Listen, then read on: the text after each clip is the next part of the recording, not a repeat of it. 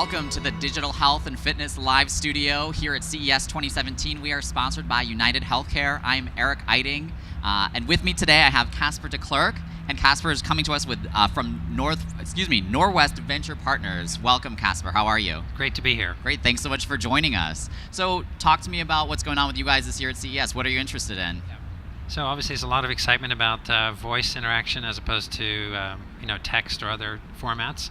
I love that, particularly in healthcare, just because it's less friction, less work for people. And I think we can imagine something like Alexa or Google Home being used very very efficiently for home healthcare. And I think what's really great about that too is it's like you realize, in life you only have two hands, and so like the more that we can use voice recognition, I think it's really exciting to see where we can take that to the next step.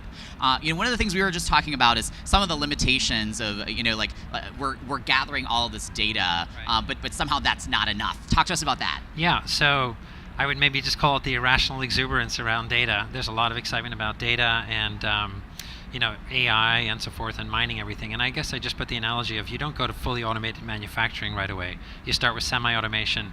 And I'd say the other big part of what we've learned with companies like Omada is it's incredibly hard to engage people with chronic disease. They're not interested in measuring things just for measuring's sake. So it requires a multimodal, coaching, texting, feedback from a scale, for example. So the idea that you really have to work very hard to get people motivated, and you cannot take people out of the picture yet. So we're not talking about bots for a while, particularly not in healthcare, maybe in other areas like customer service.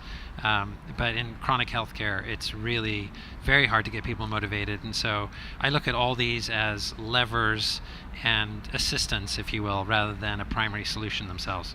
And to me, I think what's fascinating too, because right, as a doctor, it's all about the outcomes, right? I mean, so it's really great if we can go and give people the tools to sort of empower themselves. But if it doesn't translate into better health or healthcare or better outcomes, then why are we spending all this money? So it's really kind of fascinating. Well, I'd say doctors are not going to be replaced. There are some people who say 60% of what doctors do is going to be replaced. I would say if anything, it's this whole consumerization is going to just push doctors to be more patient-oriented and use the tools to be more efficient to actually engage people rather than purely give them a diagnosis. Yep, excellent. So where can people get more information from you guys here at CES?